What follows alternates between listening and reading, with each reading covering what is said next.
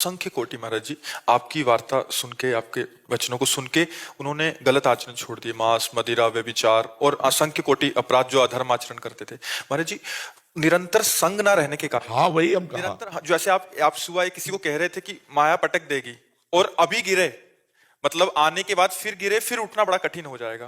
तो महाराज जी उस समय मतलब निरंतर क्या नाम जप और सत्संग का संग रहेगा, तभी लंबे समय तक इसको खींच जाएंगे, और एक बार निकल गए तो फिर तो निकल ही जाएंगे महाराज। नहीं बहुत कठिन है। मानो जैसे 70 वर्ष की आयु है और 20 वर्ष से शुरू किया और हम 40 वर्ष चल रहे, भगवत प्राप्ति नहीं हुई, तो गुंजाइश है, माया तुम्हें परास्त कर सकती है। तो हर समय नाम जप, सत्संग और लक्ष्य, बराबर लक्ष्य बना रहना बहुत समय तक। यही तभी कहते हैं कोई लाखों में एक चलता है, चलने वाले हजारों में कोई एक ठीक से चलता है, और ठीक से चलने वालों में कोई एक बिरला पहुंचता है। बिरला पहुंचता नहीं, इतने मनोरंजन वाटिकाएं हैं कंचन कामिनी कीर्ति की कि उसी में जीव गिर जाता है।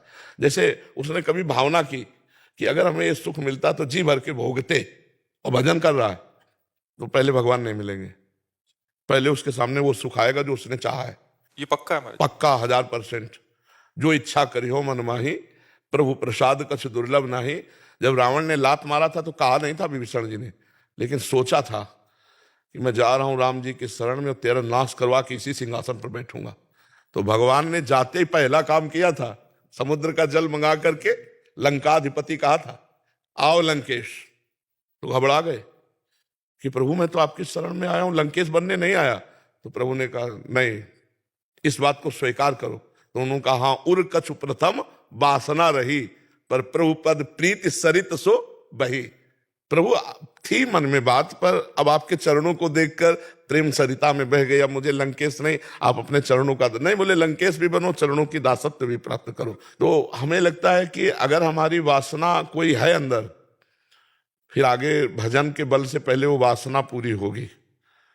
नष्ट तो नहीं होगा साधक, भ्रष्ट तो नहीं होगा, बादलों की तरह छिन्न भिन्न तो नहीं होगा, क्योंकि भगवान का जन है, पर निर्वासनिक बिना हुए वो आगे उन्नति को प्राप्त नहीं होता। इसलिए वासना कोई न कोई बनी रहती है, और जहां भजन हुआ तो कंचन कामिनी कीर्ति इनका संयोग होने लगता है, तो साधक मनोरंजन में लग जाता है, फिर वो मार्ग रुक जाता है। इसीलिए जन्म जन्म मुनि यतन कराही, वो अंत राम कही आवत नहीं।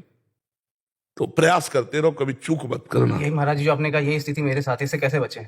नाम जप खूब, और नाम जप बढ़ाओ, पावर बढ़ाओ, राधा राधा राधा राधा राधा राधा, और गलत संग ना करना। राधा राधा कहते हुए भी यदि गलत संग करोगे, नारद जी से प्रश्न हुआ कस्तरति कस्तरति कस्तरति मायाम, कौन तर जाता है, कौन तर जाता है, माया से कौन तर जाता है?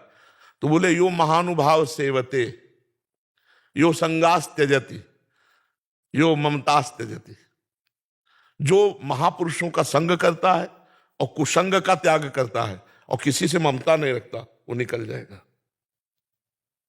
यो महानुभाव सेवते, महापुरुषों का संग, उनके वचन। अरे बाबा ने कहा कि ऐसे नहीं देखना, नहीं देखना, बाबा ने कहा ये चीज नहीं खाना, नहीं खाना, ऐसे नहीं बोलना, ऐसे नहीं देखना।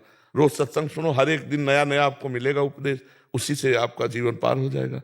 पर पूरे जीवन अगर निष्कलंक निकल जाए तो परम पद मिल जाएगा, परम पद भगवान का सानिध्य। और जो चाहोगे, भजन कर रहे हो, भगवान मिलने की दुआ, ऐसे जो चाहोगे वो मिल जाएगा, और कुछ नहीं चाह रहेगी तो भगवान मिल जाएंगे। तो निश्चिंत होकर भजन करो, इसमें घाटा तो है नहीं, गिर भी पड़ोगे तो भी घाटा नहीं।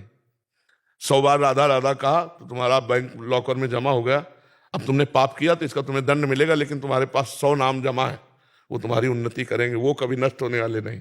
समझ रहे ना? हाँ, खूब इसी लोभ से नाम जप करो, नाम बढ़ाओ। महाराज जी, यहाँ तो हम सब साधक जन आपके सानिध्य में है, तो आपका शासन है। बाहर जो शराब छूटी, वही दोस्तों के बीच में रहना। हाँ बिल्कुल, बहुत मतलब कठिन, थोड़ा पर काम करेगा।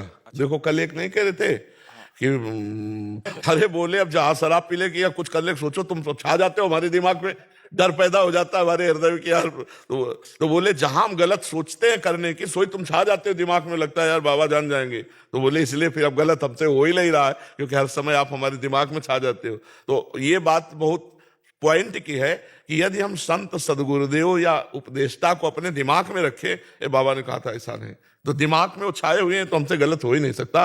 और भगवान की ऐसी कृपा है कि लाखों लोग इस बात को समझ रहे हैं कि भगवान की कृपा से वो सतमार्ग में चलने की तैयारी कर रहे हैं, कोई चल रहे हैं, कोई चल चुके हैं।